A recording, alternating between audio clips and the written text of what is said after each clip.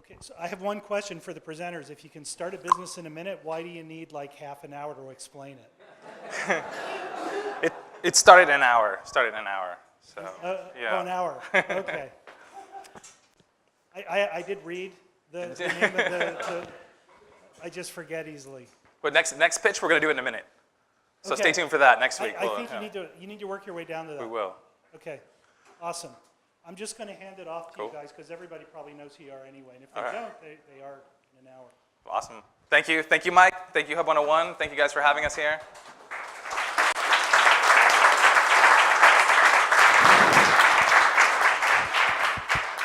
Mike, did you have fun at TES? I did. Did you get a chance to see the Faraday Future, the FF91? I did not. So I don't know if anybody saw it. They had a Tesla killer there. It was a 400-mile range.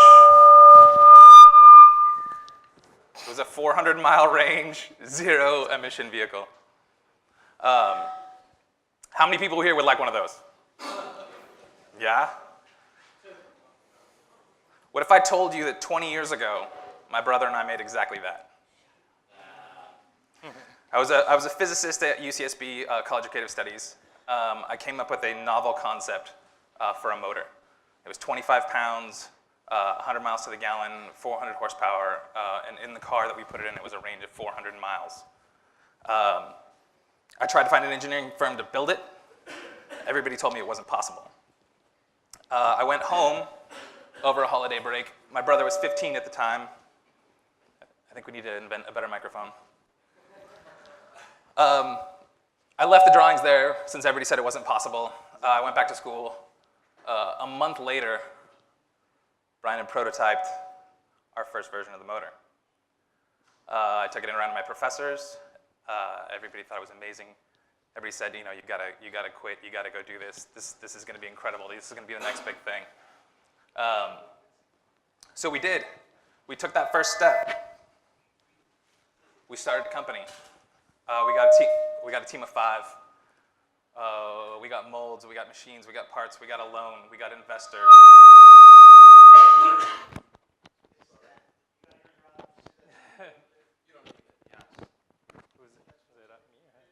I can shout. You want to shout? Yeah, I'm good at shouting. It's good. Okay, so we got a team, we got a loan. Check. We had a team of 5. We had a bunch of scientists. We hid in the silo. We got a patent lawyer. Our patent lawyers told us this was going to be the next great thing. We got a corporate lawyer. They said it was going to be the next great thing. We got a team of 20. We got another loan. We got more investors. We spent a year developing a prototype. We spent another year making it work on multiple fuels. We went out and raced other cars. We did all the things that we thought were amazing. We put it on hydrogen. We put it on natural gas. It would go 400 miles, zero emissions. The air coming out the tailpipe of our car was cleaner than the air coming in the front. We got another loan and another investor and a bigger team. And we got to that point where we were going to go to the car companies and actually sell it. And we went around to every car company that we could find. We went around to Toyota. We went around to Ford. How many people do you think bought our motor? 0. Exactly right. On the flip side, let me ask you, how many death threats do you think we got? Pretty close. Pretty close. We didn't realize that our customer didn't want what we had to sell. At this point, with no actual customer, the next step would have been to create our own car company. So with death threats, over 3 years invested, over $1 million, and 20 people working for us,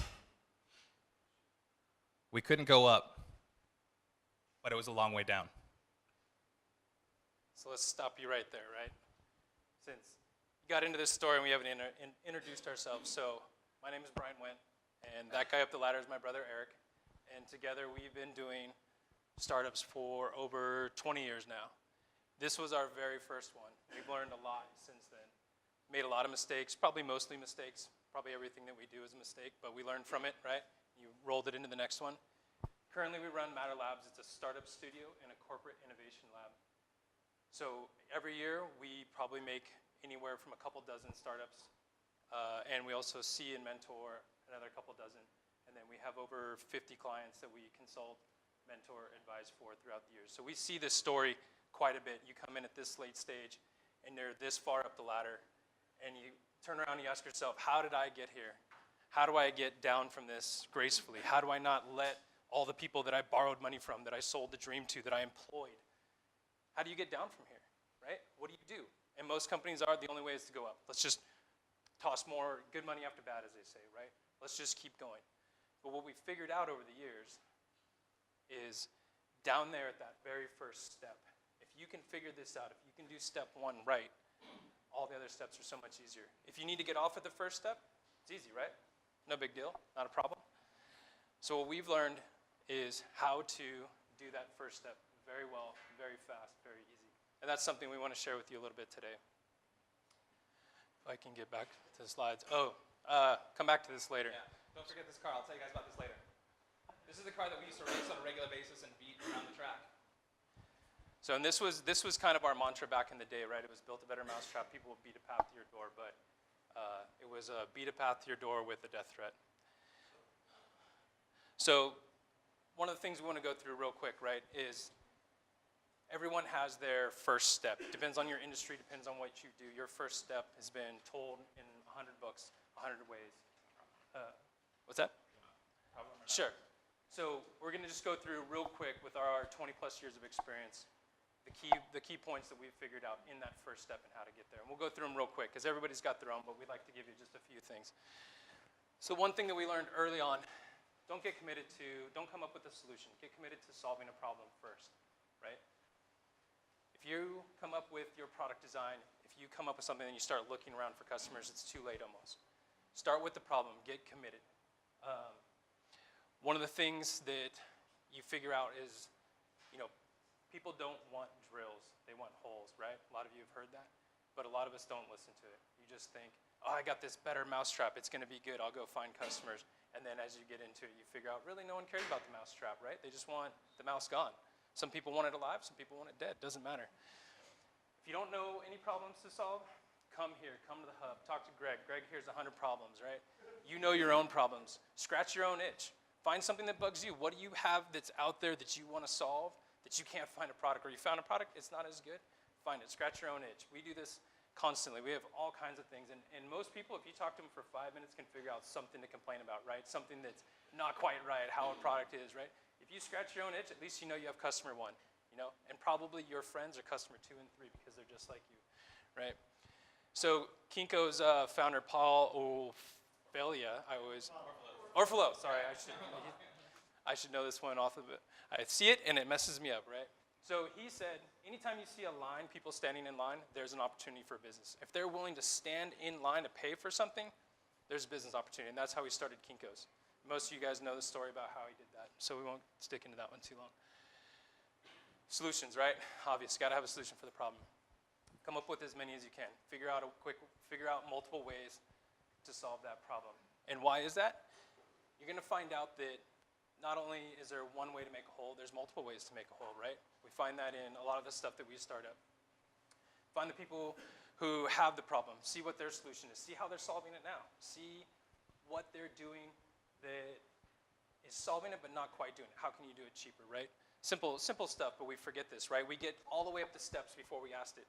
Had we figured that out down here instead of up there, we would have saved 3 years of our lives and probably a couple $1 million. But if we asked it in the beginning, it would have been much better, right? So one thing you can do is look at today's solutions, what's lacking, like I was saying. There's 3 market factors that you can figure out that usually will define a product change or can help you accelerate what product you're selling. One's social factor, economical, and a technological advance. So there's lots of examples of this, right? So one quick example that we had, we started an LED company back in 2006, right? We were so far ahead of the game, but we saw that LEDs were coming out that when we went for an hour pitch, the first half an hour was explaining what an LED was and why it was a good thing, right? That's how early we were. And we started to figure out, but it was great that the market was changing. At the time, sorry, Greg's down here fiddling with me. All right, so at the time there was, you want me to just take it off? Yeah, All right. So at the time, companies were just starting to get incentives, right? Be green, save energy, right? We can get an ROI on it. The social economic was changing a little bit. It was cool to be green. People were advertising as being green. You were getting carbon credits. You were advertising how green you were, right? And we started to pinpoint some of the problems that they had. We figured out that large area lighting, so we was on all the time and took up a lot of their electricity bills. So we came up with LED street lights and large lights similar to this, but in a warehouse, right? And so we had all these changes that we figured out with the factors, and that was able to help us solve the business. But at the same time, we went back to the initial problem that people wanted to solve. They wanted a hole. They wanted light at a cheap cost. So at LED wasn't quite ready yet, and what we ended up doing was selling induction technology. Does anybody know what an induction light is? Okay, a couple nods, right? Induction technology was created in the 1700s. It was more developed than the incandescent bulb at the time we were trying to replace. But yet it looked like an induction bulb. It acted like an induction bulb. You could replace the bulb versus these LEDs, these flat panels that could only project in one way, right? So we ended up going back and selling an even older technology, trying to be a new technology, but yet it was saving them energy, lowering that cost, right? Getting their ROI, and it was still working. We ended up creating a whole nother spin-off of a company because we went back, we listened to our customers, and we figured out what we could sell. And that actually stopgapped us for a couple years until LEDs started to become very cool. Then the social part caught up. So anyways, how many of you guys have seen Tim Ferriss's book and knows Tim Ferriss, 4-Hour Chef? Do you know how he came up with this book? It's pretty genius. So he took, not him, he had an assistant, email out a survey, ask all of his readers, what's your 2 top books? If you only buy 2 books ever again, what are those 2 books? He took those 2 books. From there, he filtered the list out. He took the top 4 ratings on anything with a 4-star rating or higher on Amazon, right? And then from there, he went into the comments, and not him, his assistant, sorry, and she or he looked at 3-star ratings or higher on comments that were helpful, right? And then in there, they looked at what was missing out of those books that they bought. And they made this hit list. And they figured out simple things, knife skills, brisket, barbecue. Put in a book, top seller, #1 seller right here. #1 seller despite the fact that large book companies like Barnes & Noble boycotted this book. They boycotted it because it was sold, Amazon was coming on as a publisher, and nobody wanted to sell it. And they said, well, we're going to stop this right now. And Tim continued on through social media and a bunch of other marketing tactics and made it #1 bestseller. Amazing stuff. Validate, right? Don't be lazy. How many of you guys are really good at surveys? Online surveys, creating a survey, getting feedback. Some of you guys are a little too good at it. Go old school, get out. Go see someone, go get in front of a customer. Go see their face when you A/B test. And I say, hey, Rayon, what do you think of this name? And you, oh my God, that's a horrible name. You don't get that out of a survey, right? Go out and get some feedback, get involved, go out into the meetup groups, go out and get into the communities, get involved, get that real-time feedback.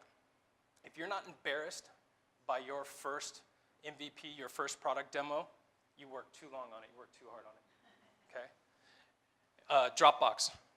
Does anybody remember when Dropbox started? Do you guys remember any of the first videos or anything? We have a slide for it later. Dropbox first video, they had to sign up and download now. All they had was a video that faked the way that it worked. It was just, here, show up, hey, you want this? We'll download that video, and that was it. And they got how many users through a fake video? 35. Something like that. So, last thing, $1. Work on getting your first dollar. So many of us focus on, let's get $1 million, let's take over the world, let's get 1 million users. If you can get $1, if you can go back to those people that you validated through, those people who said, you asked, hey, what would you pay to solve this problem? What would you give? And get that money.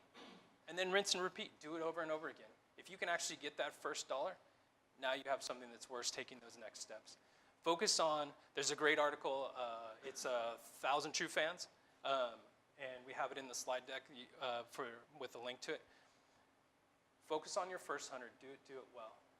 Start there, then you can figure out your millions and go on from there. What do we have next? Oh, so this is simple. There's a bunch of great quotes. Where's mine? So one of them, I don't know who said this, we found it, but we like this one. The best way to succeed in business is to be in business, right? Sounds kind of weird. It's kind of a little oversimplified. But it's true. It's a muscle memory. It's a practice. All these things, no matter how far you are along in your business, even if you've got customers, you should be practicing this every day because your competition is practicing it. They're poking holes in your business plan. They're poking holes in your products. They're listening to your customers' reviews and planning an attack to take you over. There's always someone else out there. But the thing is get in there, get started, get going today. And that's why talking today, telling you guys how to do this is an hour. This should be something that you guys can do simply, mentally. Think about it all. You guys are thinking about it. Start doing it. Start planning it. Try it. Try, fail again, right? So one of our favorite ones, this is from, we looked it up, this is from, is it Micron? Micron Electronics, I think they're still in business. 1999, this has been on every one of our office walls. One major success, and all your failures become a learning experience. And we've carried this around forever, and this is one of my most prized possessions. Go ahead. Sure. Okay, I'll shake it up a little bit. I'm going to do a couple examples. I'm actually going to draw on the whiteboard. I know I'm not supposed to, so I'm going to go a little sideways and draw on the whiteboard a little bit too, because I want to talk about a couple things. Really quick, how awesome is this website right here? Is this not the most beautiful thing you've ever seen in your whole life? I'll go back even further. Who's heard of Cadabra? Jeff Bezos originally called his company Cadabra. That was the whole thing, right? He started as that. His lawyer actually misheard him and thought it was cadaver. So 8 months in, he'd already built Cadaver and switched to Amazon. Because what I want to draw out there is like, all of you guys are sitting on your idea. I know a couple people in here who've had an idea for a year, 2 years, and you haven't brought it out because you want it to be perfect. Okay? Start Cadabra if you want to be Amazon.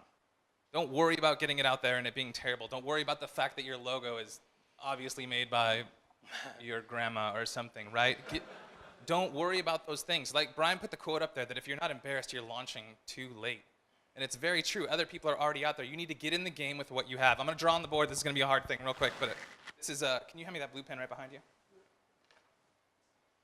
I just want to point this out because another thing Bryan said, if you have one idea, don't start a business. If you have one idea, stay in your job. Because this company had one idea, and we held on to that idea till the grave. We took it all the way to the end. If we had just said, solve transportation. If we want to, you want to take, let me see the yellow car while we're at it. If we just said we want to solve transportation, if we'd stuck to the problem, wanted to solve transportation, this is the car we beat around the track when we would go out to the track. Every week we'd go out and race this car and beat it, and we thought we were the best thing. We thought our solution was amazing. That car is AC propulsion, which enter Elon Musk and that becomes Tesla. So if we just said, hey, we just want to solve transportation and joined up with these guys that we were out at the track with every week, where would we be now as opposed to where we are right now, right? We were stuck to our one idea. We started out with this one crazy idea. This was our company, and we lost a ton of money doing that. Out of that company, since we'd been in all the automotive shows, we started like a site called Vehicle Land, right? This is right at the beginning of the internet. We started an event company, and we started a web consulting company.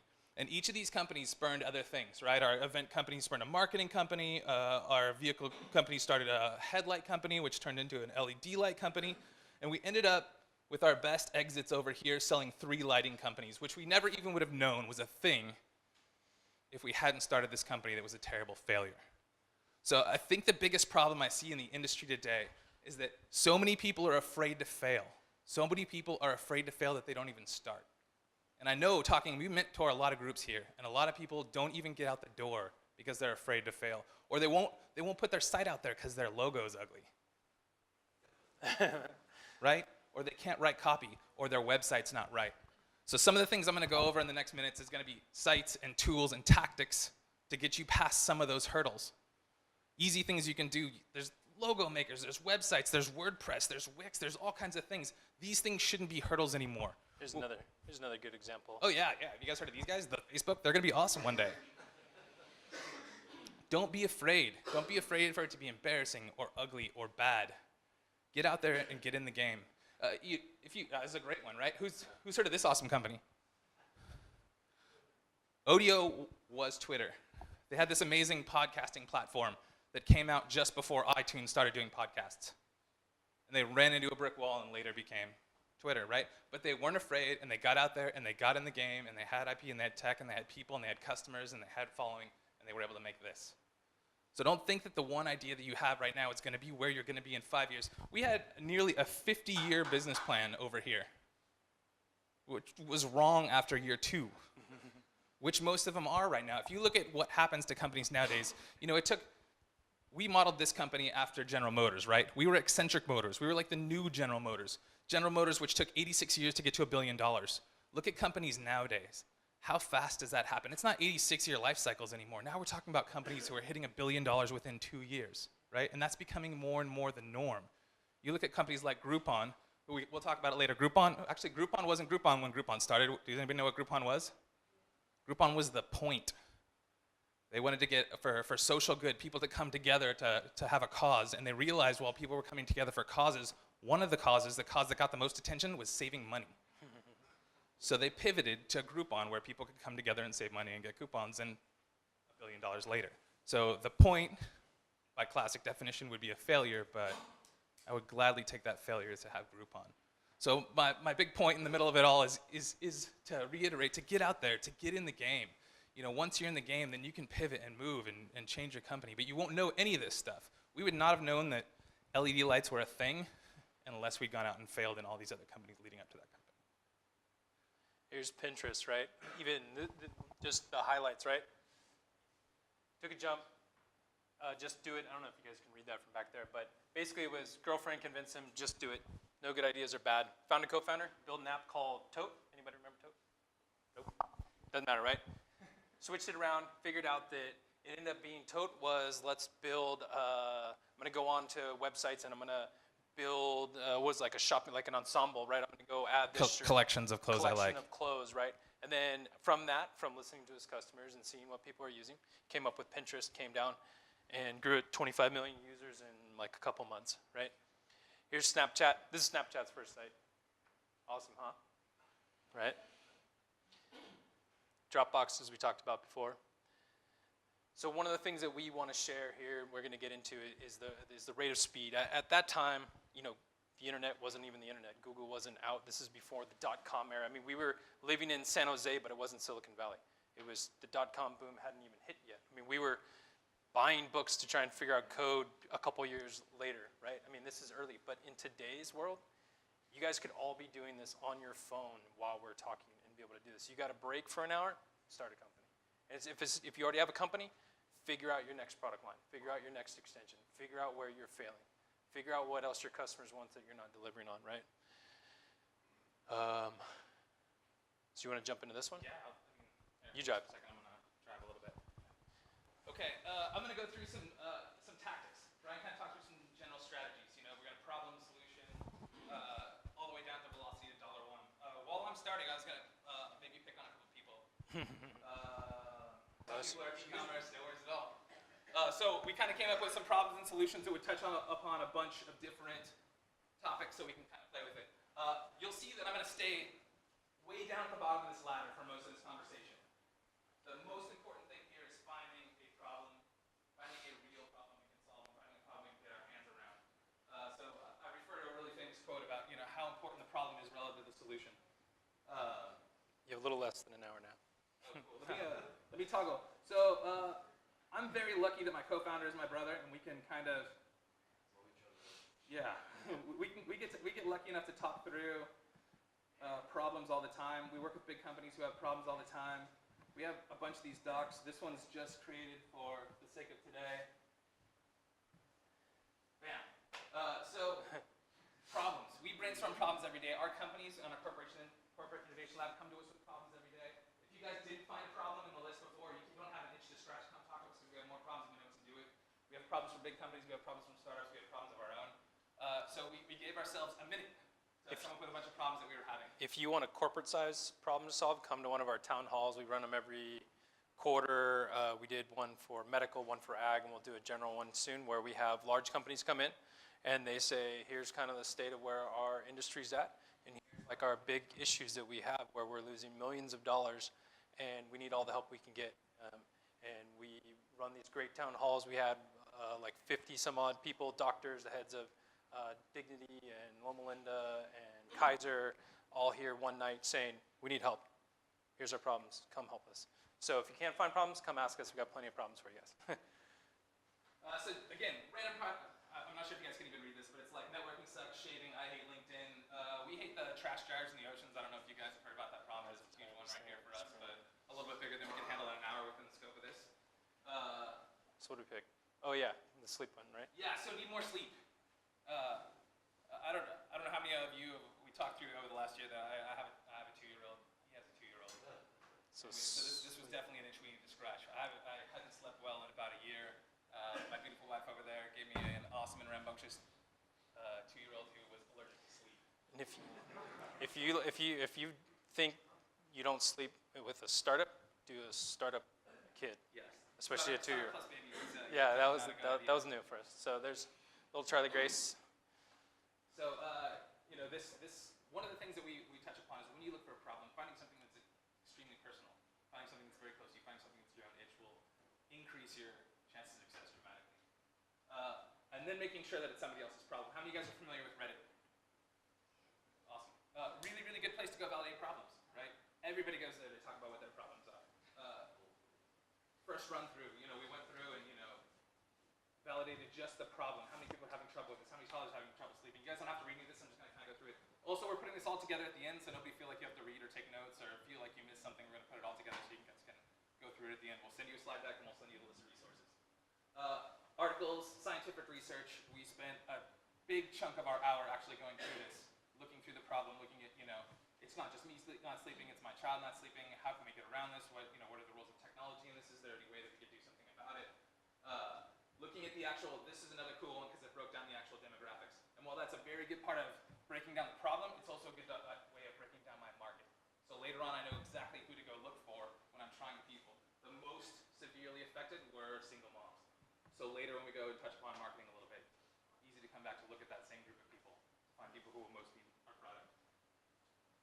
Then trying to turn this product to a solution, going and finding out what actually the best ones are. Going to Amazon and seeing what the best selling remedies are. And again, you guys don't have to read this at all. It just says the 13 best, and that's Amazon with a bunch of little gadgets and ideas on how to help sleep. And then, like Bryan said, remember those 3-star reviews? 3-star reviews are great because it's people who like the product but have a but. Right? Oh, I love it, but it doesn't do this. And so we went through a bunch of those to kind of figure out what those things were missing. I don't have there's a couple in there, but there were. If your startup's not a product, find that place. It's there, right? You can go to a meetup group or someplace like here, interview those people, get involved in the community, and start finding out. It might not be as easy as posted on Amazon, but it's out there. People love to complain, right? You'll see more complaints than you will raving reviews, right? But And to go back to a big example, you know who my favorite example of who actually does this is Richard Branson. You guys read his book, looked through any of his thing? Like the way he formed his airline was he absolutely hated the experience of dealing with airlines, so he formed his own based on that anger alone. So because that's what you do when you're mad about some Right, service, right. right? Just start an airline company. not recommending anyone start an airline, just throwing that out there. So same thing, right? So we started looking at narrowing down what people's favorite product was, or favorite solution to the problem was, but what their problems were. And to bring it back personal again, this is one of the few things that actually got me sleeping, right? It's a Well, terrible little light projector. Got your baby sleeping. Yeah, I got my baby sleeping, which got me sleeping, right? So it's a silly little light projector, and coincidentally enough, it was the one on Amazon that everybody seemed to like, but they all had the same complaints about, right? It was only a certain set of stars, it only did 2 things basically, it only had a simple set of music, which usually worked for a week, and then after that, they kind of grew used to it, didn't really care about it anymore. So then we went a little deeper. How many people know Google Trends? Right? So great way to look at it and break down, like, is this a thing? Is this growing? Are people bored of this already? Is it going away? Is it going up? How does this play on the bigger space of things? This was cool, right? Yeah. Like peaks. Anybody figure out why kids' toys would peak like that? What's that? Yep, Christmas. Funny, right? Yeah, early December. So when, and that's another piece later on, right? We put that in our notes, and later on we would go back and say, look, the proper time to release this is November, December, so we can get it out in time for the Christmas bubble. Here's the exact one, right? So how do we improve upon it, right? There's only a couple positions, there's only a couple things of lights, there's only a couple things of music, and after that, kids are pretty bored of it. Remember how I told you if you have one idea, don't start a company. So here's a stretch, right? I started looking into this. The 5 minutes before a kid falls asleep and the 5 minutes after they wake up they're in the best state for learning. So reiterating what they've learned throughout the day in those last little bits as they fall asleep, and reiterating this as they wake up are key points in them learning. Now I know that when I launch a product right now, I'm not going to be able to fix that problem, but I can think of in 6 months, in a year, I'm going to be able to do something about that. In fact, is anybody from Bread here? Yeah. Awesome. Okay, so for those who don't know, Bread is an amazing little electronics company. They have a wonderful kit for startups. If you have an idea, but you don't know how to turn it into hardware, you want to see Bread. They have a kit that handles just about everything you need. So let's say I wanted to make a projector for my kid that I could clip on the crib. How feasible is that? Yeah, I mean, definitely feasible. Okay, price point, 50, 100 bucks. I'm not going crazy with it, right? It's not too hard. Yeah, you can even, find some cheap projector and hook it up to your own device. Perfect. Or Wi-Fi and Bluetooth. I could pass stuff over from my phone if I had an educational material I wanted to send over. Yeah, Cool. you can build a mobile app. And then what about, and tell me if I'm crazy, could I do like a vibration sensor or noise sensor so I could tell if my kid was falling asleep and dim it down and turn it off, or turn it back on and get when they woke up in the morning? Yeah, there's a slew of sensors that you just integrate into a rules-based thing. If it senses something, do something. Perfect. Perfect. So now, the difference is me, 20 years ago, I would have had him build out a crazy huge product, we would have gone to production, and I would have done all that kind of stuff. But I don't need that risk yet, right? I need to understand my market better. I need to know my customer better. I need to get in deeper with them and understand what really they want, what problem, what hole I'm going to make, not what drill I really want to make. So some simple tactics. Gmail is a beautiful thing. I must have like 700 different. Oh, please go to sleep. Yeah. All right. Oh, That's please awesome. go to sleep at gmail.com. How many of you guys use Gmail? How many of you guys know the plus trick? Plus trick, couple of you guys. So if you take your name, the oh please go to sleep, and do plus any word like spam, and then you want to sign up or try something else out, when it comes in, it'll still come to your email, but then you can sort by whatever that plus keyword is. So spam, trial, whatever you want, and then delete all that out, block people or whatever. So that's a fun trick when you're starting up. And you can use it for multiple emails if you want to like one of the things I'll show you later, you get 100 free hours of AdWords. You can use plus 1, plus 2, plus 3 and get 300 or 400 or 500 free chunks of AdWords. So it's just one of those really cool tips and tricks. Not required in this day and age to have a domain, but I went out and did it. And again, I'm just throwing some tactics at you. This is a great site. It's just google.domains. You can go through and see what it is, how hard it is, see if the domain's available, start picking out a really simple brand. I want to reiterate at this point that you're going to go out and make Cadabra. You're not going to go out and make Amazon. If you spend more than 2 minutes on this, and I know there's a lot of people out here who haven't launched because they don't have that perfect marketing, that perfect branding, or that perfect URL, don't worry about it. You're going to go out, you're going to change it anyway, I guarantee you. SurveyMonkey. Another tactic, how many people use SurveyMonkey? Brilliant. MailChimp. Okay, so the first round of validation, you can get breadth. You can't get as much depth. Like Bryan said, you've got to get out. Come to the hub. If you really, really want to go pull people, come to the hub. Go out and get with your customers. But for your first kind of swatch, it gives you a really quick way to validate and ask those right questions. How old are your kids? How long does it take them to get to sleep? Which of the things that they use works best? Why do you love it? Why do you hate it? Those kind of things you can act and you can do really quickly with SurveyMonkey, and you can move on to the next steps. This is another really good one. There's a ton of these, 1,001 fonts. I'm going to include these all for you. Whoever's out there and says, oh, I can't get a logo. Just the name of your company and a really fresh font works just fine for your logo for launching.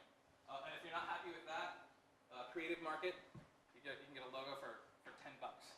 Who knows 99 Designs? A little bit more expensive, but if you're really into your branding or you're one of the UI, UX guys in the room and won't settle for a store-bought logo. Fiverr, maybe? What's that? Fiverr? Yeah, Fiverr. How many people know Fiverr? I'm going to include these all, so if you don't even worry about it. Fiverr, you can definitely get a logo for $5. You can get just about anything on Fiverr for $5. We'll touch on them a little bit later. Same thing. This is a free download that you can twist if you have anything like an editor, like Illustrator. And part of these, it's a little bit of work, and I want to point this out. So, to the students in the room, I've talked to a lot of you, and we've mentored a ton of you, and you always say, I don't have enough money to start it, right? Every single thing on here you can do for free. It just takes a little bit of hustle, right? Either you can have somebody go make that logo for you, or you can make it for yourself. You don't need Illustrator or however much Illustrator is for all thing. There's online ones like Vectra, right? It's absolutely free. It's just going to take you a little bit of time to go on and make your own. So pretty much all these options, you don't have to have an actual domain. You can do it on Facebook. Your Facebook.whatever, and it works just fine in this day and age. So nothing that we've done is going to break the bank for you guys to go out, get out there and do it. I put this one together thinking about how I was going to package it, and I'll kind of show you guys that later. 2-second logo, literally 2-second logo.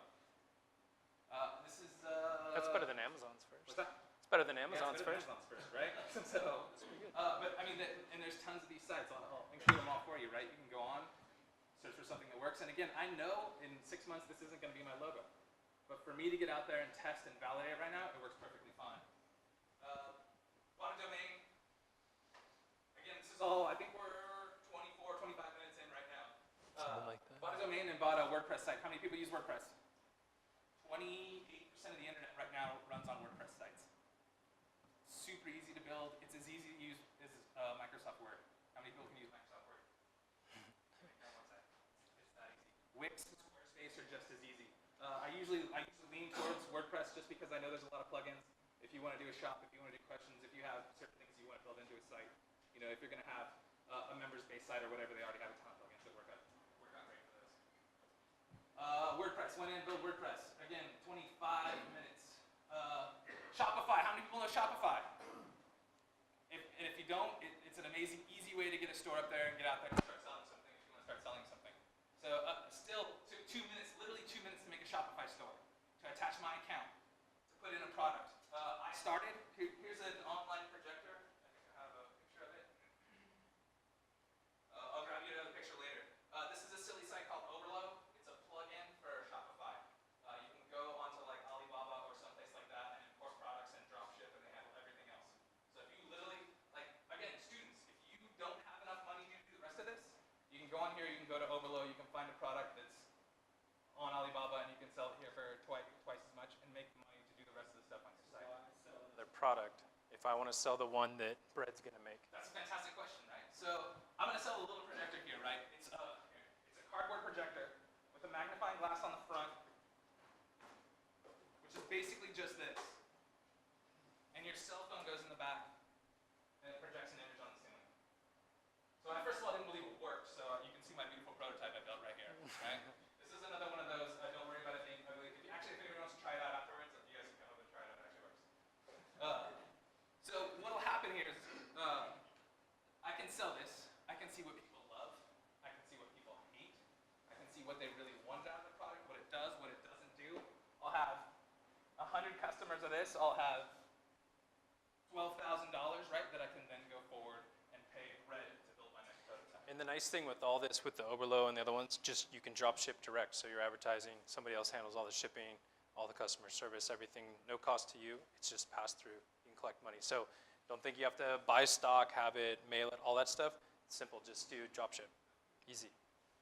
Fiverr. We touched on it before. This is for all those things that you don't want to do yourselves. Write copy. I mean, you can get a website, you can get copy, you can get You can get just about logo. anything. You can get somebody reading your description while kickboxing In a bikini. in a bikini. For right? $5. So you can get just about anything you want on there that you don't have the skills for, don't want to hustle to do through the site. If I had $1 left, I'd spend it on PR. Okay, so this was the hardest thing for me to learn. And I'm going to point out John right here. This is John from Maven. If you have a startup in here and you don't have any idea on PR, you need to go talk to him. It's one of those things that we learned the hard way for so long. Not a single person knew about our company for 3 years, right? Nobody knew that we were there. We didn't get out. We didn't have any validation. We didn't have anything. We didn't have an article. I don't think we had a decent picture of it. Nothing ever professional ever touched it, really. It's ridiculous. And a ton. I mean, how many people have we mentored in here who focus on their product and focus on their solution and don't actually get their name out there so that they can get feedback, so they can get customers, so they can get a following, all that type of thing. Maven, I've seen they get Wall Street Journal above the fold, which is just crazy for a PR agency. So if you want to get out, I know they have like a startup package. How much? Yep, so our startup package, just get your name out there, we write a full press release, release it through one of our wire services, which a lot of other websites, online traffic will pick up. So that starts around $1,000 for us to write everything, release it on the wire, and get your name out there. Usually that's with, you want to launch your company, have a special news that you want to get out there, that's what can help, just to get your name out there to start up. So and again, that's one of the things that we did terribly. I've always focused on my company until the last few years when we realized that you don't really get anywhere until you get out there. It's that velocity of $1. People have to know you're here before you can sell them anything. And then the last thing we did within our hours, we did a Kickstart campaign. We didn't actually launch it because we didn't have anything to really launch, and I would never actually launch a Kickstarter campaign in an hour, but I wanted to make the point that you could with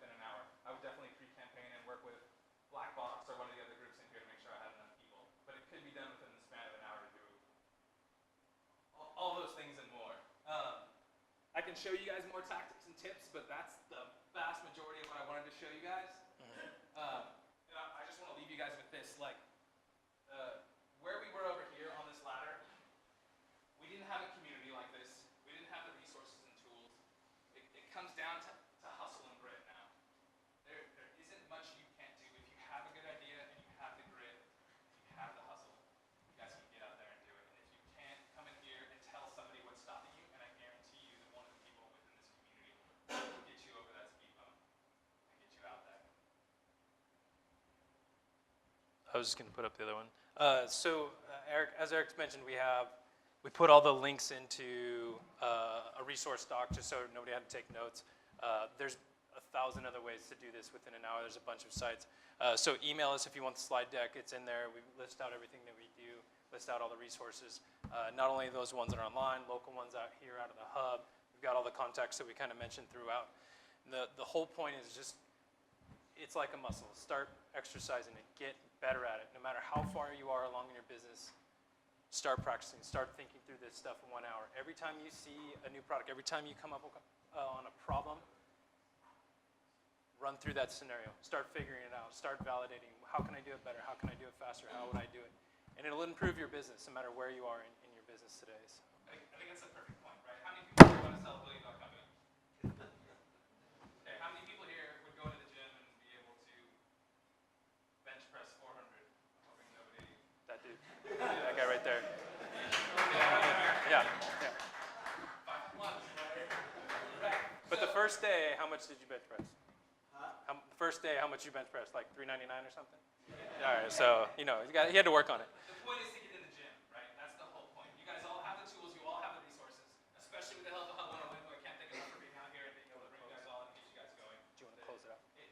Get out there and get in the game. Sure. Thank you.